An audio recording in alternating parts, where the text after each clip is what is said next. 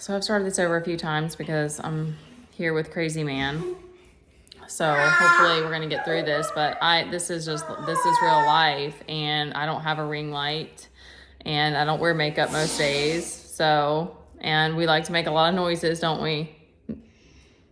He also is grunting lately, which actually really sounds. I don't even know what you sound like when you're grunting. It's hilarious.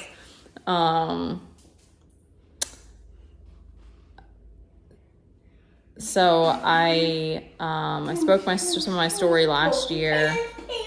Try to take it down just a little bit, Teddy. To a friend, and that was the first time that I realized it was as intense as it's been.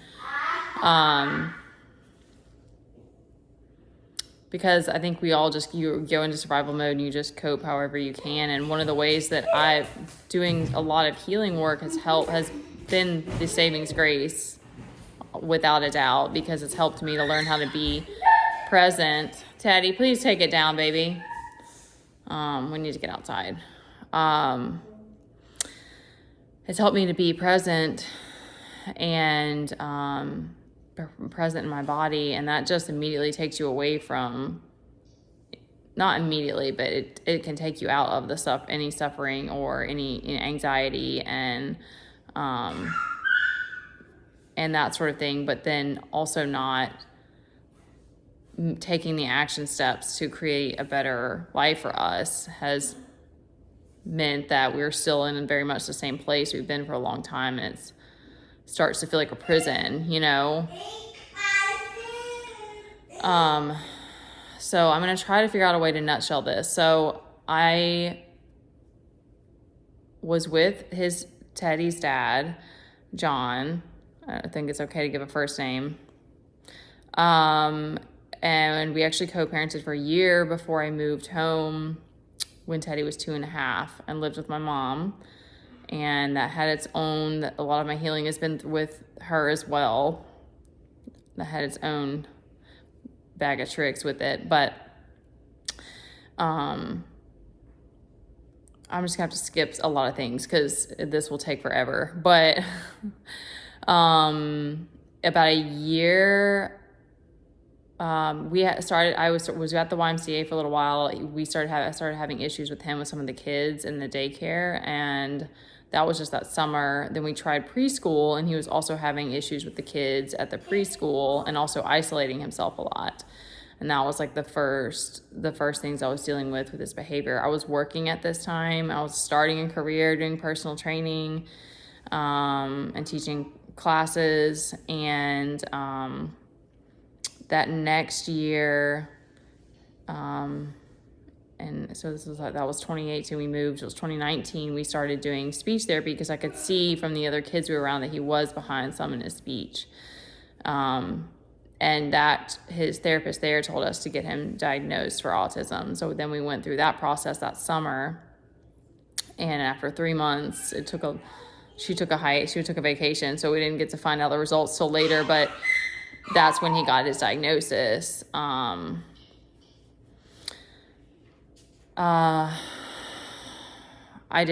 was in denial for a while. I didn't really even know what to think. And he is high functioning.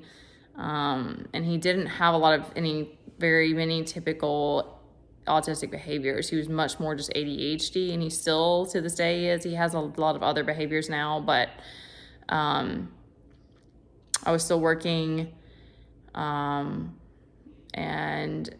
yeah, it was just very hard for me to accept it essentially, and it was really tough on me. I mean, understandably, but you don't even understand the grief process until later, or for me, it wasn't.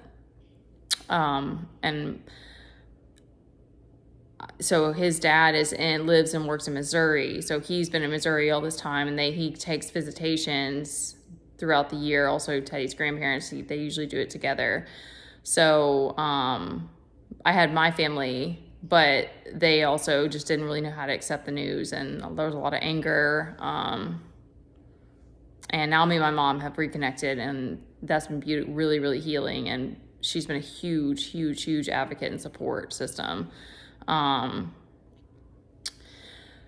So the next year was 2020, and that's when the whole, take it down, baby. That's when the whole pandemic happened. I lost my job. We had just moved into this new home, which was a blessing in a lot of ways.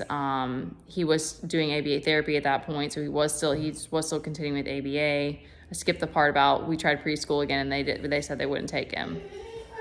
There's a lot of that school stuff, which is fun. I might have to go outside if he can't take it down. I don't know why he's so hyper right now.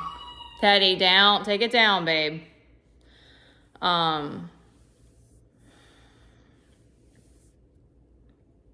then I lose my train of thought. So 2020, I'm gonna go outside. I was dating a guy at that point. I don't know why I would put that information in there. That doesn't really matter. Now the neighbor's dog will probably start barking. But that was kind of like, he was also a support in that at that time. It was someone I had to, talk to and stuff, because everyone was so isolated anyways in 2020. But that actually was the first opportunity I had to kind of build a better bond with Teddy. And so in a lot of ways, I was really grateful for 2020. He started preschool, that pre-K, in August of that year. Still not very verbal. But it wasn't until the following year of 2021, by that summer, and he had some issues in school. He was only in part-time school. He had an IEP with the public school system, in a special program. But for the most part, there was a lot of information that I didn't get, and that you don't get with your kids in public school. They just don't have the time, and they don't have enough people to relay the messages and stuff. So there were some issues, but there weren't anything really crazy. So that summer, we had gone, see, there we go. Been one of those days. We lost our the girl who was doing ABA therapy with him moved location, so he wasn't in therapy anymore. And then we got on a wait list at the Autism Center, and they told us it was going to be possibly 6 more months. And at that point, we started scouring the area to try to find therapy programs, support, community. That was the first time I was really okay, we need to find more help. We need to see what's available, this and that. And that's when it got real. That was the first hit of how crazy the lack of resources are here. And there was wait lists everywhere to get to places. And obviously Mobile is hard to get to. And then also places get bad reviews and stuff like that. So you don't have to interview your therapist even to see if it's a good fit. So, we were out of therapy and, hitting some big realizations. And that summer, Teddy had 2 different, really crazy incidents of, he had this stomach issue that caused him to just be, wild and, have these crazy meltdowns. And then he also went through a whole week of not sleeping at night, and was just getting up, and it was this weird OCD going to the bathroom. It was very strange. And it really hit me hard, because I was I don't know how much, because he had meltdowns before that, but they weren't a lot. So his behaviors weren't, again, it was just to me more ADHD. He had a lot of hyperactive, and yes, some stimming, but the meltdowns weren't a huge issue. So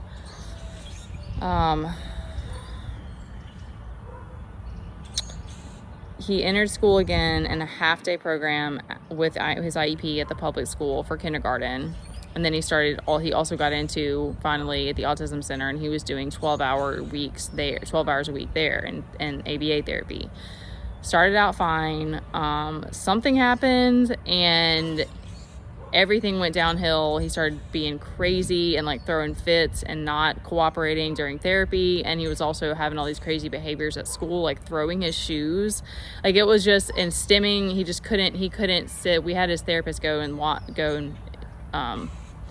observe, and he was just like stimming the whole time. And it's a lot, it's a lot of stimuli, a lot of sensory stuff with school. So anyways, he was overwhelmed. So we pulled him out of school, and he's also, at that point, we had another therapist who was moving to this area from Texas, and they started doing in-home therapy with us. And so we were doing that, December of 2021 is when we started. And then he was also still in clinic at the Autism Center. So we were doing full-time therapy, like 20 to 25 hours a week. And that meant like I was here all those times, and then he did that for a whole 9 months. And in many ways, that was amazing. I don't want to get into that now because it didn't end on a good note, but like as a whole, they were just amazing. And it was definitely tough having to be here all the time with that. But anyways, it was awesome and a blessing in a lot of ways.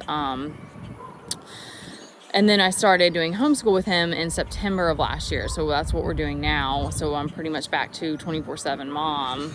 And I'm hoping to get him into maybe occupational therapy. He's been an OT in speech before as well, but we haven't done AB. We haven't done any therapy since last August. So it's just, that's like the nutshell version. School, there's like so many subtopics that I could like branch off and talk about, because it's just this wild experience. The IEP, you have to go to these meetings and you have to learn what your rights are and where you can push. It's this whole like power game. It's so crazy. And you have to like ask for stuff and then repeatedly and like check on them to make sure that they're doing what they say and stuff. It's just, it's to me, it's just very, it's like trying to put your kid in an environment where you want it to be nurturing in a positive environment, but you're having to fight for it. Like it's very backwards and weird to me. And that was, among other reasons, that was one of the reasons why I wanted to homeschool. But now I'm not working, so the financial part is a huge issue. We don't have a lot of opportunities because of that, or any. And so it's just not sustainable unless something shifts and I can figure something else out. But yeah, that's the nutshell version of our journey up to this point. And I'm a single mom, so I've been doing most of this solo. Like, support has been another big issue, / community, because I have met a couple of other moms, and I know some people. I've met a lot of people like in other places. I can think of one or two other moms I know of whose kids are also on the spectrum, and they're also single moms, but they don't live here. So not having more of that, I think, has been really hard. Both of my parents work full time, and so they're helping to support us in that way. But like that means that my mom has great in many ways, but she's nervous in a lot of ways about keeping Teddy by himself, because he will even do things like elope. It doesn't happen very often, but it does. And so she's sort of terrified of something like that. So it's crazy. And trying to understand where I can make changes and where I can have some level of control, or how to create better for us has just been really hard for me, because I feel like I'm always needing to sacrifice and shift gears and adapt, and making sure Teddy's okay and his needs are met and stuff is, I don't know how it could not be most important to me.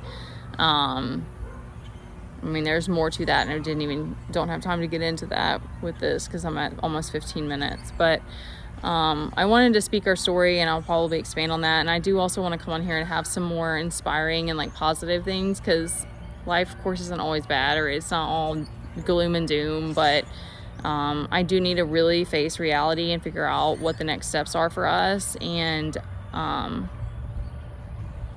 you know, kind of find our people.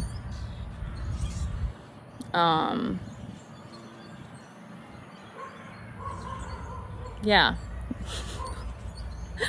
I'm just gonna start going off if I don't stop this somewhere, and I got to get back to him. So I don't know. Yeah, I would love to hear if anybody else wants to share their story. If you relate to this, or if you have some other kind of crazy things that have happened to you that you just had to adapt to, would love to hear it.